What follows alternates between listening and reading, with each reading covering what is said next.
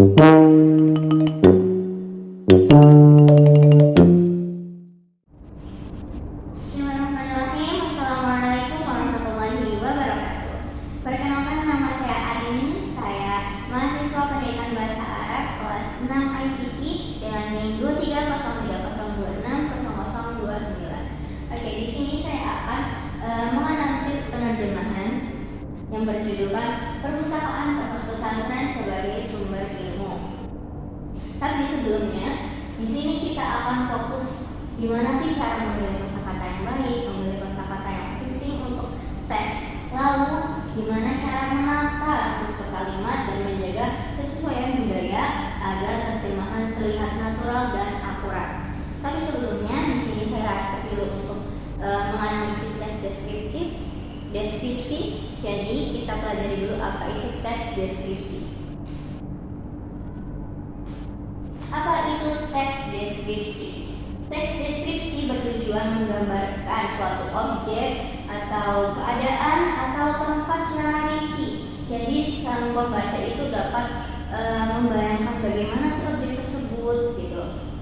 Lalu tujuan komunikatifnya itu untuk menyajikan informasi dan ciri-ciri karakteristik objek. Dalam konteks penerjemahan, tantangan utamanya itu meliputi kosakata, gimana sih cara memilih kosakata yang tepat, lalu transfer kata sifat, serta penyesuaian struktur kalimat agar hasil terjemahannya terasa alami dalam bahasa target. Nah, jadi nanti ada kosakata, struktur kalimat, dan penyesuaian budaya. Nah, kosakata itu maksudnya memilih istilah yang konsisten dan sesuai konteks keagamaan serta pendidikan. Karena di sini saya mengambil keagamaan, jadi nanti akan teksnya itu lebih ke keagamaan dan pendidikan gitu. Lalu struktur kalimat menyesuaikan susunan subjek, predikat, dan objek agar natural dalam bahasa Arab. Lalu yang terakhir adalah kesesuaian budaya.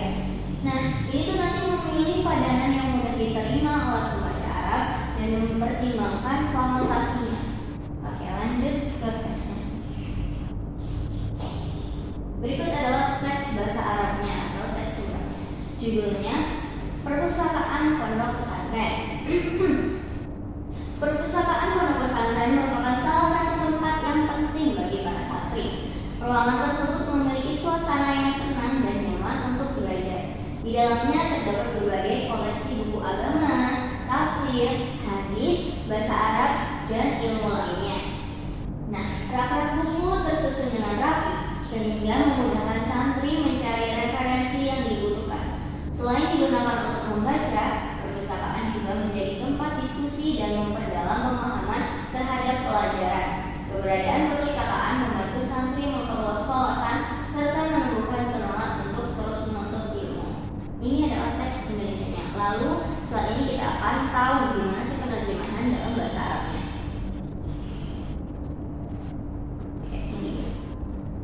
Terjemahan bahasa Arabnya. Maktabatul Ma'had al-Islami tu'addu Maktabatul Ma'had al-Islami min al-amakinil muhimmah lit-talibah wa tatamayyazu bi jawi hadi'in wa murihah lit-ta'allum wa fiha majmu'atun mutanawwi'atun min al-kutubi ad-diniyah wa tafsir wal hadits wal lughatil arabiyyah wa ghairiha min al-ulum. Thumma tutarattabu huruful kutub bi syaklin munazzam mimma yusahhilu 'ala at-talibatil bahtha 'anil maraji'il matlubah wa la tustakhdamu al-maktabah lil qira'ah faqat bal tustahdamu aidan lil munaqashati wa ta'midil fahmi wa tusa'idul maktabah at-talibah 'ala tawsi'i ma'arifihinna wa tanmiyati hubbi talabil ilm. Nah, di sini ada catatan penting, yaitu terjemahan menggunakan kata-kata yang umum dalam konteks pendidikan Islam agar mudah diterima oleh pembaca Arab modern.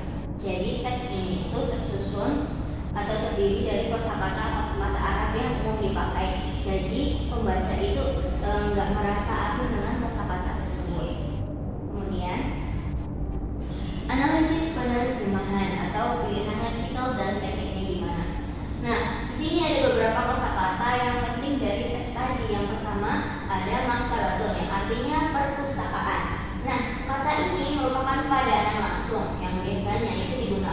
dalam bahasa Arab dan cocok untuk konteks pendidikan keagamaan. Karena maktabatun itu sangat cocok untuk bidang pendidikan, jadi ini sangat pas gitu untuk teks yang tadi. Kemudian yang kedua ada al-ma'hadul al-islami atau pondok pesantren. Nah, modulasi istilah untuk mempertahankan formalitas dan keterbacaan bagi pembaca Arab. Dan yang ketiga ada kosakata huruful kutub yang artinya rak buku. Nah, ini merupakan frasa literal yang tetap sesuai tata bahasa Arab dan deskriptif. Kemudian yang terakhir ada marojih yang artinya referensi. Nah, marojih itu merupakan kata Jerman yang umum dipakai untuk perbacaan ilmiah. Jadi kalau kita menyusun suatu karya ilmiah lalu kita disuruh mencari rujukan, nah rujukan itu merupakan kata serapan dari bahasa Arab. Nah, itu dia marojih, rujukan.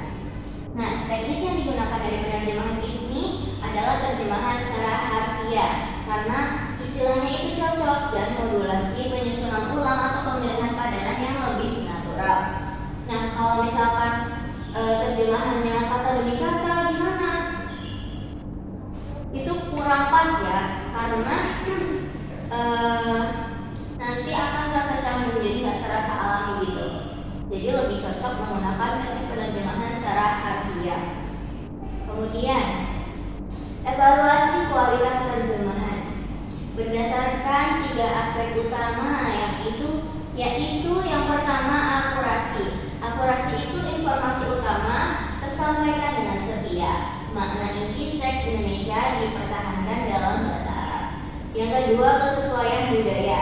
Istilah dipilih agar sesuai dunia pendidikan Islam dalam bahasa Arab modern dan mengurangi ambiguitas budaya. Dan yang terakhir adalah keterbacaan. Kalimat disusun sederhana dan mengikuti kaidah Arab sehingga mudah dipahami oleh pembaca target. Nah, di sini juga ada kendala. Kendalanya yaitu beberapa istilah khusus pendidikan memerlukan pengecekan istilah baku.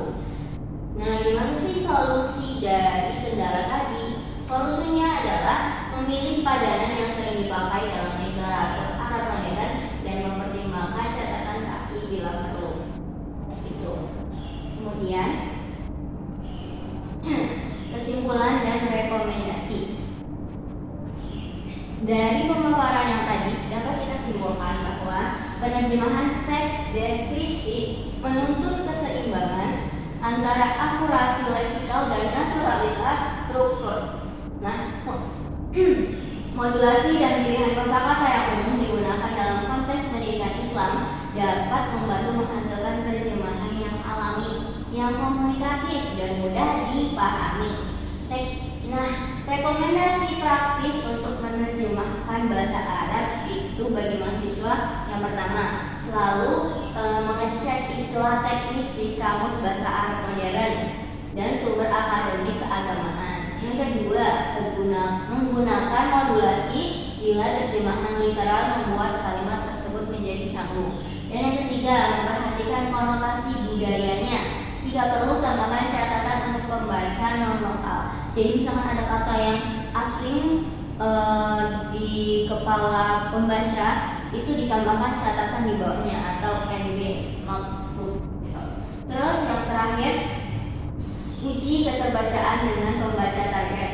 Nah, targetnya itu siapa? Santri ataupun dosen. Untuk memastikan naturalitas dari penerjemahan tersebut. Nah, begitu kira-kira penjelasan dari saya. Jika ada salah atau kekurangan, saya mohon maaf. Terima kasih. Wassalamualaikum warahmatullahi wabarakatuh. Nah,